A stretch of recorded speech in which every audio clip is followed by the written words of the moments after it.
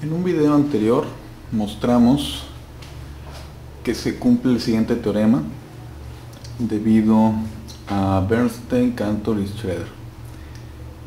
El teorema lo que dice es que si tenemos una función inyectiva que va del conjunto A en el conjunto C y una función inyectiva que va del conjunto C en el conjunto A, entonces uno puede construir una función biyectiva que va del conjunto A en el conjunto C. Eso lo hicimos en otro video y la idea fue considerar las particiones inducidas en el conjunto A por la composición de G con F. Eso nos daba una partición A0, A1, etcétera, hasta infinito. Y a su vez aplicar primero G y luego componerlo con F, pues nos indució una partición en C, que era C sub 0, C sub 1 hasta C infinito. Ok.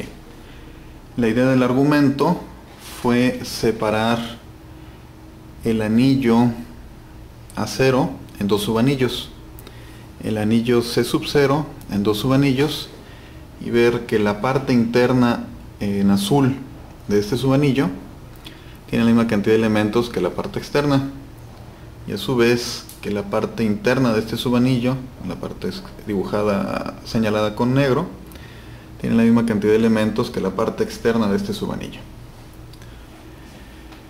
Y eso nos daba una idea, eso nos decía que la cantidad de elementos en A sub 0 es la misma que la cantidad de elementos en C sub 0. Eso nos permitía afirmar que entonces cada uno de los subanillos tenía la misma cantidad de elementos que el correspondiente, A sub 1 que C sub 1, A sub 2 que C sub 2, etc. Y veíamos que la cantidad de elementos, la cardinalidad de A infinito, es igual a la de C infinito. Entonces eso nos permitía asegurar que había una biyección en cada uno de los niveles y que entonces podíamos construir una biyección entre los conjuntos. Ahora, ya no entramos en detalles de cómo se hacía,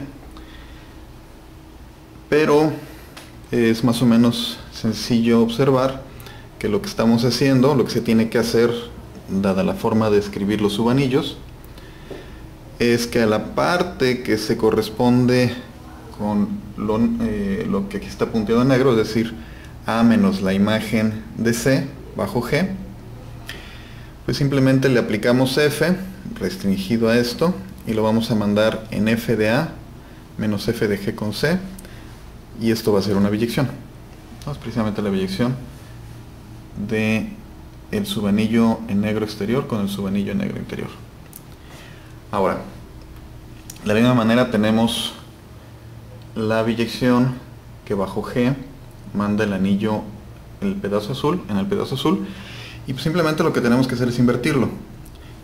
Si me posiciono en esta franja azul, es decir, en G de C menos GF de A, para ir hacia C, entonces todo lo que tengo que hacer es tomar la inversa de G que existe en este subconjunto, es decir, a cada punto de aquí pues le asigno su preimagen bajo G. Y entonces esa es precisamente la biyección que va de A sub 0 en C sub 0.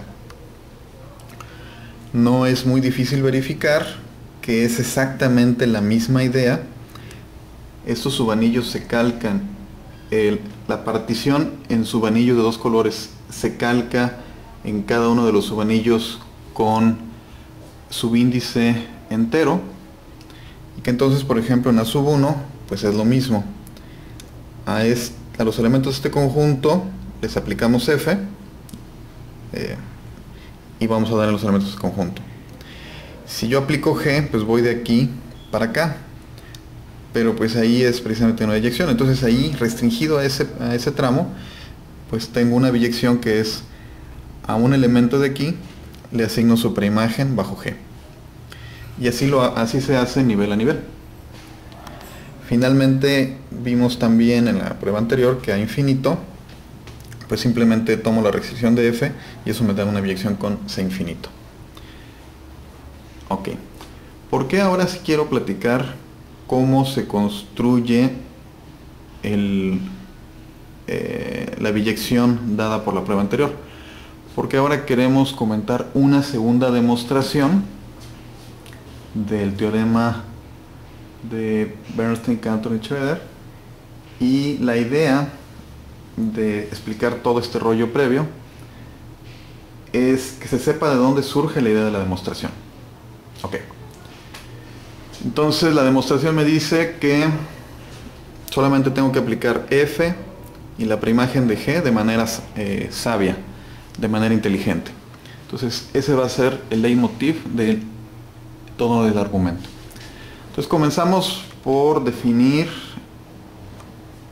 ponerle nombre especial a cada cosa, ¿no? Si tomamos un elemento en A que no está en la imagen de G, entonces decimos que ese elemento de A es inicial. Si tomamos un elemento de C que no está en la imagen de F, pues lo llamamos inicial. Siguiendo con esta idea, pues lo único que estamos diciendo es A es inicial si está en el subanillo en negro y C es inicial si está en el subanillo en azul. Ok. Ahora vamos a decir que un elemento de A es un A nodo si existe un elemento A inicial y un número entero no negativo tal que ese elemento X de A se obtiene al aplicar sucesivamente la composición de G con F sobre ese elemento A. Entonces, en particular, un elemento A que es inicial, pues también es un A nodo, porque simplemente sería A es igual a GF a la 0, A. Ok. Insistiendo con comparar las ideas, lo único que estaríamos diciendo con el concepto de nodos es en qué capa de cebolla está y en qué subanillo le va a tocar. Correspondientemente decimos que un elemento X que está en A es un C nodo si existe un elemento C inicial y un entero no negativo M, tal es que puedo expresar a X como esta composición, M veces la composición de G con F en G de C. Es decir, primero va bajo G el elemento inicial acá y luego doy varias vueltas hasta que logro atinarle a X. Ok. Y luego decimos que X que pertenece a es interno si no es un A nodo y si no es un C nodo. Y pues el nombre se sugiere porque para que no sea un A nodo ni un C nodo, como ya vimos en la prueba anterior, pues lo que estaríamos diciendo es que está en A infinito. Ok. Ahora, ya nos apoyamos en las definiciones y en las ideas de la prueba anterior. A partir de aquí, pues ya vamos a demostrar las cosas como deben de ser a partir de este argumento. Entonces, es claro que si X es interno, pues no es ni un A nodo ni un C nodo por definición. Entonces, lo que queremos ver ahora es que un A nodo no puede ser un C nodo. Así que supongamos que si fuera posible. Supongamos que hay A y C iniciales, N y M enteros no negativos, de tal forma que se da esta identidad. Ok. Y entonces vamos a analizar los casos que eso determina. El primer caso ocurre si N es menor o igual a M.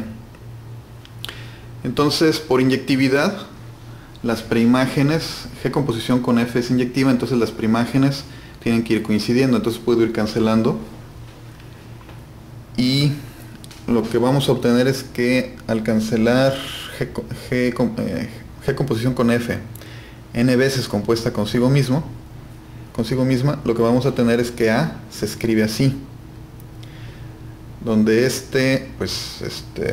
al menos es 0, ¿no? Entonces eso es totalmente contradictorio con el hecho de que A es inicial, porque estaríamos diciendo que A siempre sí estaba en la imagen de G. Entonces este caso no puede ocurrir. Caso 2, si n es estrictamente mayor que m, entonces otra vez aplicamos inyectividad y cancelamos. Y entonces nos quedamos con que A, al ser evaluado con n menos m veces la composición de GF consigo misma, es G por C. Entonces puedo quitar esta G quitándola de este lado. Como n es estrictamente mayor que m, entonces esto al menos es 1. Entonces lo que nos queda es esta composición compuesta consigo mismo n menos m menos 1 veces, evaluada en f de A, da exactamente C. Pero entonces estamos diciendo que C siempre sí estaba en la imagen de F, lo que contradice que C es inicial. Entonces, pues ya son todos los casos. Eso nos dice que A está particionado en A nodos, C nodos y elementos internos. Es decir, si tomamos un elemento arbitrario X en A, o es un A nodo, o es un C nodo, o es interno, y no puede ser dos cosas al mismo tiempo. Bien, entonces vamos a definir a la función h que nos va a dar la biyección entre A y C. Y para eso pues la vamos a definir por partes. Si x que vive en A no es un C nodo, entonces definimos a la función h de x como su evaluación bajo f. Y si sí es un C nodo, entonces vamos a definirlo como la preimagen de x bajo G. Si es un C nodo, por supuesto, de la definición, que si hay algún elemento y que bajo G le vaya a X. Y como G es inyectiva, pues entonces nada más hay un elemento que le puede pegar a X. Entonces, como ya mostramos que A está particionado y tenemos que F y G son inyectivas, pues entonces esta función h está bien definida. Ahora hay que ver que h es inyectiva. Vamos a analizar tres casos cuando suponemos la identidad h de x1 es igual a h de x2, por supuesto con x1 y x2 en A. Si suponemos que x1 y x2 no son C nodos, entonces pues ya sabemos que h de x1 es lo mismo que f de x1 y h de x2 es igual a f de x2. Como f es inyectivo, pues entonces x1 es igual a x2. Si x1 y x2 son C nodos, pues entonces por la definición que dimos acá de cómo se escribe h para ese tipo de términos, pues lo que tenemos es que x1 es g de h de x1 y que x2 va a ser g de h de x2.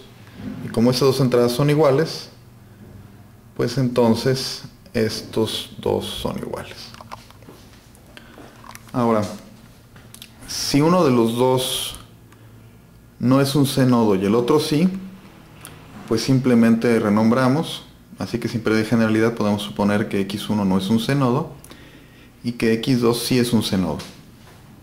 Entonces, como x2 es un C nodo, entonces podemos considerar un C en C, que es un elemento inicial, y un elemento M, que es natural o cero,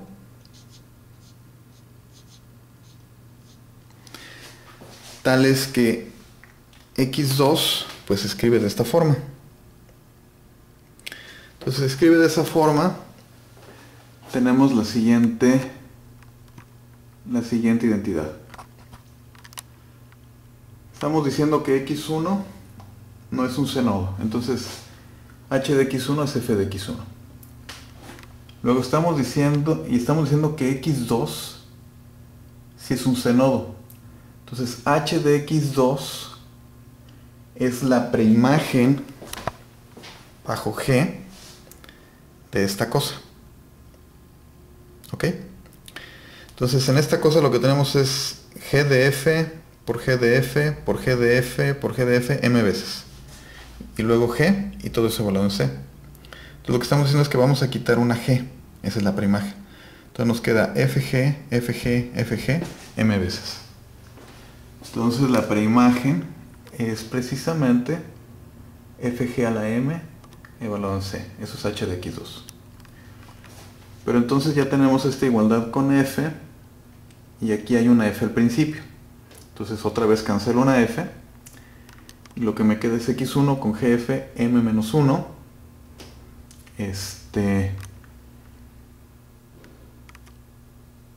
Simplemente quito una f, acomodo lo que tenía y ya nada más me queda gc. Entonces lo que estamos diciendo es que x1 en realidad sí es un c-nodo. Contradicción. Observemos que si m hubiera sido 0 desde acá, entonces x2 sería igual a gc. Y entonces en la expresión de acá lo que estaríamos diciendo es que f de x1 ya es igual a c. Pero pues estábamos suponiendo que c era inicial. Entonces eso también ya desde ahí era una contradicción. Entonces el caso 3 no puede ocurrir. Entonces solamente tenemos los primeros dos casos, así que h es inyectiva. Verifiquemos que h es suprayectiva. Entonces consideremos un elemento y arbitrario de C y analicemos con respecto a su imagen bajo G. Entonces podría ocurrir que G de Y sea un C-nodo. En tal caso, por la definición que dimos de H, pues H de G de Y ya es Y. Entonces ya está en la imagen. Si G de Y es un A-nodo, o es un elemento interno, entonces tiene que existir X determinado como el único elemento de A, tal que GF de X es igual a G de Y. Recordemos que para ser un A-nodo, pues tiene que provenir de algún elemento. Podemos encontrar a alguien de tal manera que al componer varias veces G de F consigo mismo, un elemento inicial va y le pega G de Y. Entonces tomamos el penúltimo y ese nos da esta condición. Si el elemento fue interno, pues entonces forzosamente tiene que también darse esta condición. Más aún, el elemento X pues claramente tiene que ser, si X es, si G de Y es un A-nodo, pues entonces X es un A-nodo. Si Y es un elemento interno, entonces X. Si G de Y es un elemento interno, entonces X también tiene que ser un elemento interno. Y entonces, por la definición de H en los elementos que no son C-nodos, pues entonces tendríamos que H de X es igual a F de X, que es igual a Y. Así que H es suprayectiva.